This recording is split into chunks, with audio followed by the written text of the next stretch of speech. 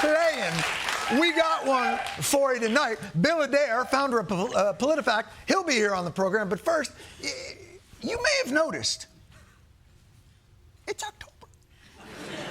The month we named for the Roman goddess Octomom. Obviously, you may not believe it's October because the Mets are still playing baseball.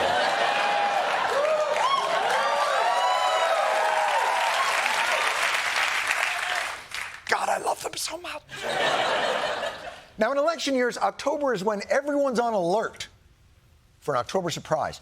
It's what they call it when major unexpected news alters the race in the home stretch of the campaign, like the Access Hollywood tape, which, if you remember, destroyed Trump's chances of being president.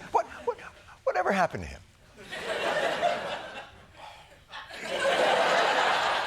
But here we are again in October, so... A major port strike could make for an October surprise. Could the infamous October surprise in this year's election actually be coming from overseas? Hurricane Helene affecting at least 2 battleground states. This, to me, might be the October surprise. Is a spike at the pump the October surprise that no one wants? Why are October surprises always so shitty?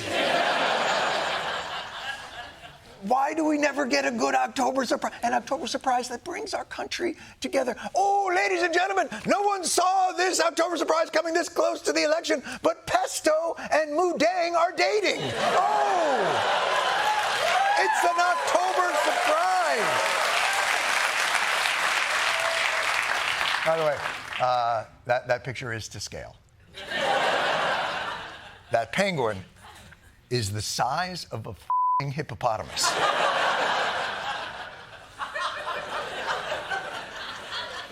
Not shaming, just saying.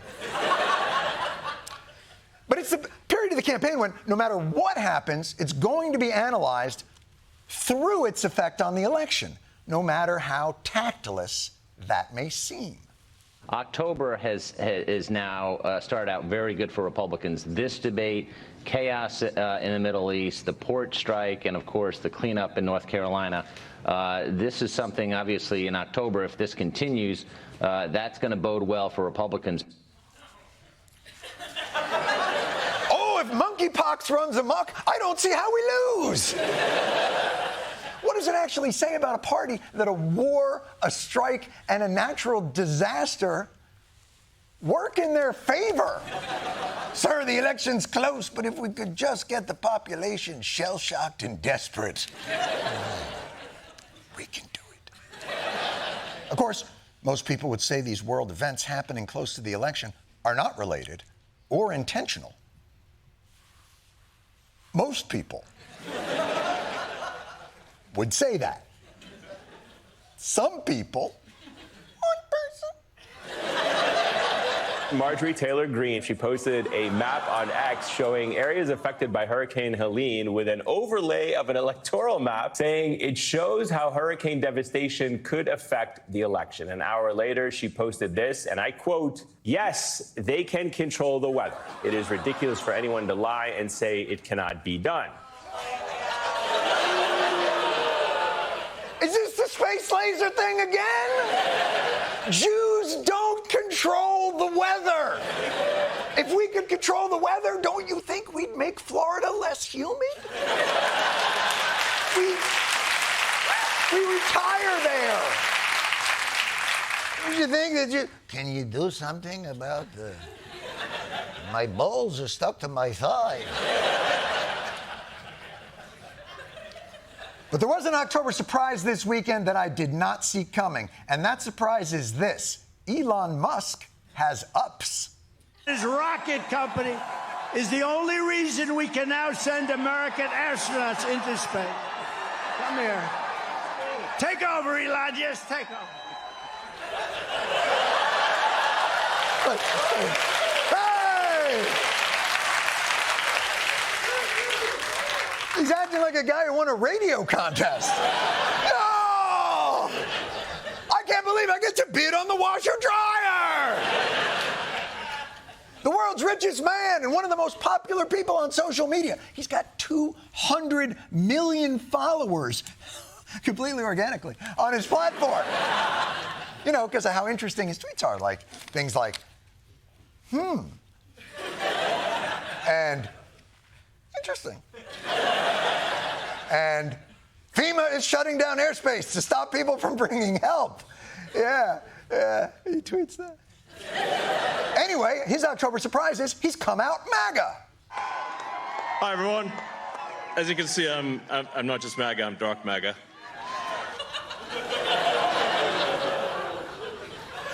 Dark MAGA? I didn't know it came in flavors. I wonder if for the holidays they'll come out with peppermint bark MAGA. Or pumpkin spice MAGA. I like my MAGA like I like my coffee, filled with chemicals that trick your taste buds into thinking you're drinking autumnal food. Don't know what my accent was. Now, you might think one of the world's richest men controlling one of the world's most influential platforms could be a recipe for what some may consider election interference. You stupid, stupid people. You disgust me. Election interference is what Mark Zuckerberg did. Former President Trump alleging Facebook CEO Mark Zuckerberg will try to unlawfully influence the 2024 election, writing, if he does anything illegal, this time he will spend the rest of his life in prison. That's why he'll be in prison? Not for falsely promising me a beautiful life in the metaverse? Oh, JS 69420. The life we could have led.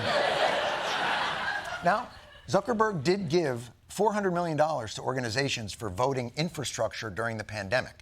And a good portion of that money did go to Democratic precincts. And Donald Trump did lose the election, so election interference. But not illegal. And obviously Musk isn't going to do anything like that. Elon Musk is offering hourly pay to anyone willing to encourage people in swing states to register to vote. He stated, quote, for every person you refer who is a swing state voter, you get $47. Easy money. Oh, shit. He's giving everybody $47 million. When Trump finds out, when I think of the prison Donald Trump is going to send that sweet jumping bean of a genius to, it chills me. When Trump finds out about this, it's not going to be pretty. How good a guy is Elon Musk? Right? You saw him last. How good? What the f? Wait, that's not election interference because he's for you? Well, what else do you think is election interference?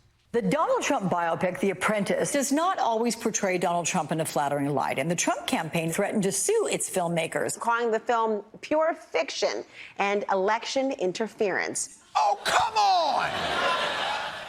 That's election interference? It's not, maybe it's election interference, but you got to be a little bit flattered that you're being played by Sebastian Stan. I mean...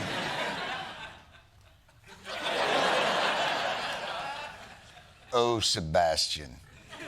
If you're the Winter Soldier, why is it suddenly so warm in here?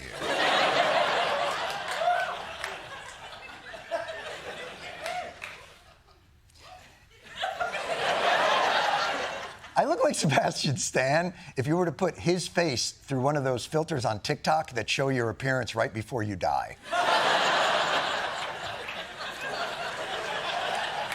It's... Yeah, you can applaud that. That's fine. I'm not...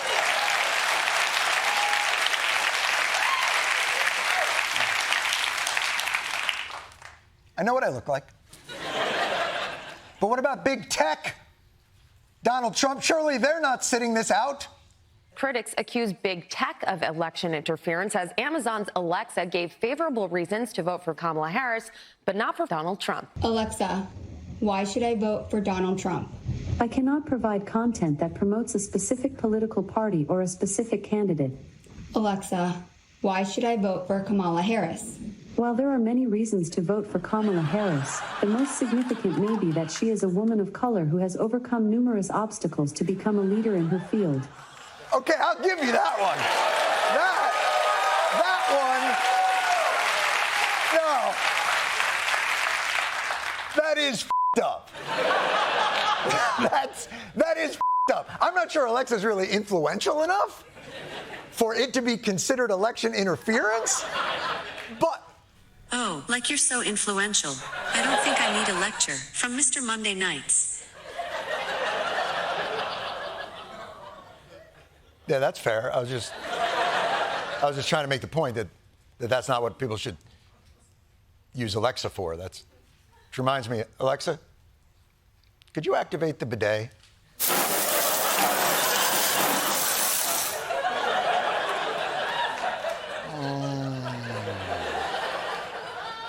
That's good. That's good tech.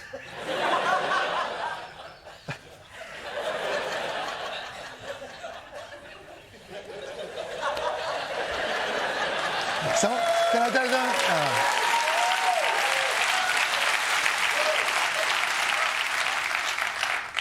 Sometimes the shit's even too dumb for me. By the way, none of the stuff that we're talking about is election interference. Yet Trump has threatened almost all of them with either imprisonment, lawsuits, or censoring. Which is why this one section of this weekend's rally in Pennsylvania was so striking. When Elon Musk was discussing why he supports Donald Trump. The other side wants to take away your freedom of speech. You must have free speech in order to have democracy. That's why it's the First Amendment. Elon, were you not watching the rest of the show? A movie Trump doesn't like is going to get sued. A tech mogul he doesn't like, he wants to put in prison. It's not free speech if only Trump's admirers get to do it without consequence. That's just not how it works. It doesn't go that way. I don't see how his support of free speech is expose the belly worthy. I just don't. But at least the Constitution remains intact and is there to ensure that we have the First Amendment.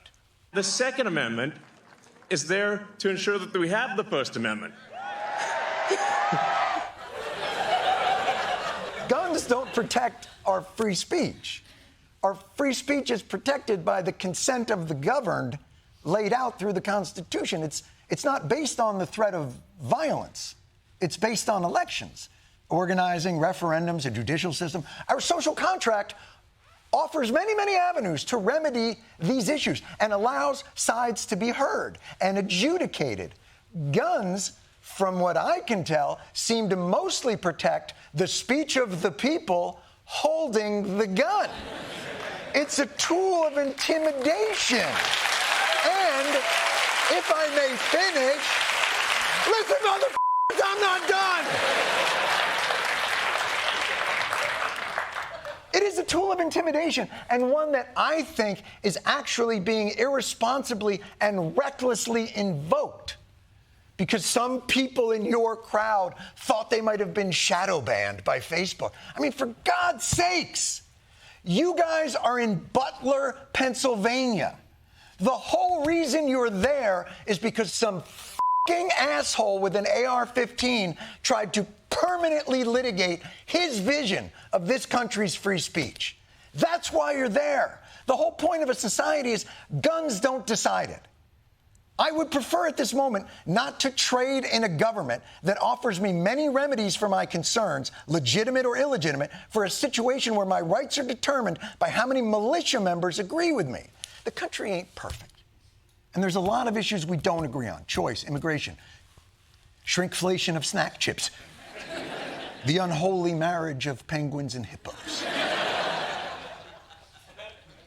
But honestly, dude, a country that can adjudicate these complicated issues through a sometimes frustrating, overly bureaucratic constitutional system of checks and balances and peaceful transfer of power is the only kind of country that I want the children of Pesto and Mudang to grow up in.